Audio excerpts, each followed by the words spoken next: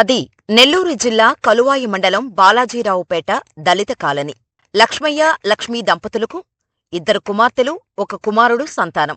ఆ దంపతులు ఉపాధి కోసం పిల్లల్ని తీసుకొని నెల్లూరుకు వలస వెళ్లారు. నెల్లూరులోని ఓ అపార్టుమెంట్లో లక్ష్మయ్య వాచ్మెన్గా పనిచేస్తూ అక్కడే జీవనం సాగిస్తున్నారు. 8 ఏళ్ల వయసున్న పెద్ద కుమార్తె భవ్యశ్రీని నూకనపల్లిలో ఉంటున్న లక్ష్మీ చెల్లెల వద్ద ఉంచి స్కూలుకు పంపిస్తున్నారు. అయితే కొంతకాలంగా భవ్యశ్రీ తలనొప్పి, వాంతులతో బాధపడుతోంది. దీంతో 2 నెలల క్రితం తల్లిదండ్రులు ఆ చిన్నారిని నెల్లూరులోని ఓ ఆస్పత్రికి తీసుకెళ్లారు. అక్కడ సిటీ స్కానింగ్ తీసిన డాక్టర్లు ఆ చిన్నారికి బ్రెయిన్ ట్యూమర్ ఉన్నట్టు గుర్తించారు. వెంటనే చెన్నైలోని పెద్దాస్పత్రికి తీసుకువెళ్లాలని, లేకపోతే బతకడం కష్టమని చెప్పారు. ఆ మాట విన్న లక్ష్మయ్య, లక్ష్మీ దంపతులు తల్లడిల్లిపోయారు.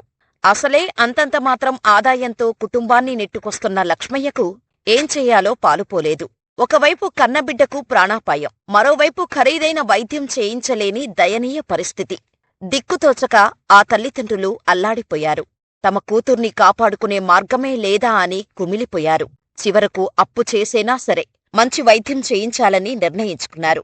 చిన్నారి భవ్యశ్రీని హైదరాబాద్ లేదా చెన్నైకి తీసుకువెళ్లాలని భావించారు. ఇంతలో ఆదూరుపల్లిలోని చర్చిలో ప్రార్థనలు చేస్తే జబ్బు నయమవుతుందని లక్ష్మయ్య, లక్ష్మీ దంపతులకు కొందరు బంధువులు చెప్పారు. దిక్కుతోచని స్థితిలో ఉన్నవారికి బంధువుల మాటలు ఆశలు రేపాయి. చేజర్ల మండలం ఆదూరుపల్లి చర్చికి భవ్యశ్రీని తీసుకువెళ్లారు. అక్కడి పాస్టర్ కూడా ప్రార్థనలు చేద్దామని, తగ్గకపోతే ఆస్పత్రికి తీసుకువెళ్లాలని సూచించారు.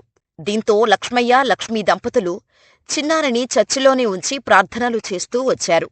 ఓ వారం రోజులు గడిచాయి. బిడ్డ కాస్త హుషారుగా కనిపించటంతో ఆ తల్లిదండ్రులకు భవ్యశ్రీ ఆరోగ్యం బాగవుతుందనే నమ్మకం కుదిరింది.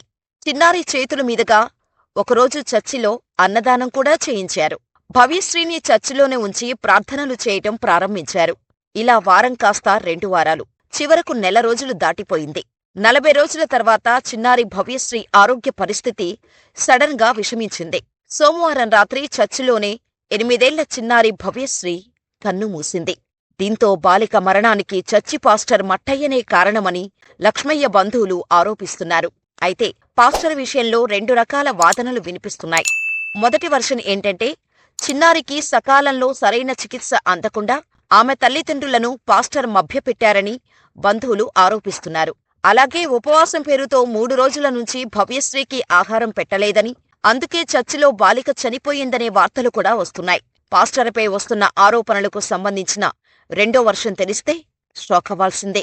చిన్నారి భవ్యశ్రీకి గాలి సోకిందని, వారం రోజుల పాటు దైవ సన్నిధిలోనే ఉంచాలని పాస్టర్ మట్టయ్య, లక్ష్మయ్య, లక్ష్మీ దంపతులకు చెప్పారని కొందరు గ్రామస్తులు అంటున్నారు. చిన్నారి పూర్తిగా కోలుకోవాలంటే ఇంకొంతకాలం ఉంచాలని తల్లిదండ్రులకు చెబుతూ నెల రోజులకు పైగా చర్చిలోనే ఉంచారని చెబుతున్నారు. ఇంతలో ఏమైందో కాని సోమవారం రాత్రి భవ్యశ్రీ విగత జీవిగా పడి ఉండటంతో పాస్టర్ పరారయ్యాడనే ఆరోపణలు వచ్చాయి. గాలి సోకిందంటూ చిన్నారిని పాస్టర్ మట్టయ్య కొట్టడం వల్లే మృతి చెందిందని స్థానికులు ఆరోపిస్తున్నారు. స్థానికుల ఆరోపణల నేపథ్యంలో పోలీసులు గ్రామానికి వచ్చి విచారణ చేపట్టారు. ఈ నేపథ్యంలో తనపై వస్తున్న ఆరోపణలకు పాస్టర్ మట్టయ్య వివరణ ఇచ్చారు. చిన్నారి భవ్యశ్రీ చావుతో తనకు ఎలాంటి సంబంధం లేదని పాస్టర్ మట్టయ్య చెప్పారు. పెద్ద ఆస్పత్రిలో చికిత్స చేయించే ఆర్థిక స్తోమత లేదని చిన్నారి తల్లిదండ్రులు తమ బాధలు చెప్పుకోవటంతో చర్చిలో ఉండి దేవుడిని నమ్ముకోమని మాత్రమే సూచించినట్టు పాస్టర్ వివరించారు. చర్చిలోనే ఉంచాలని తానెలాంటి ఒత్తిడి చేయలేదని స్పష్టం చేశారు. భవ్యశ్రీ తల్లిదండ్రులు సైతం ఈ వ్యవహారంలో పాస్టర్ తప్పేమీ లేదని చెప్పారు. తమ బిడ్డకు బ్రెయిన్ ట్యూమర్ ఉందని, బతకడం కష్టమని నెల్లూరులో వైద్యులు చెప్పటంతో దేవుడిపై నమ్మకంతో చర్చిలో ఉంచామని భవ్యశ్రీ తల్లి లక్ష్మి పోలీసులకు వివరించారు. పేదరికం కారణంగా డబ్బుల్లేక సరైన చికిత్స చేయించుకోలేక ఇలా చేశామని బోరున విలపించారు. తమను ఎవరూ మభ్యపెట్టలేదని స్పష్టం చేశారు. అనంతరం బాలిక మృతదేహాన్ని కలువాయి మండలం బాలాజీరావుపేటకు తరలించి అంత్యక్రియలు పూర్తి చేశారు.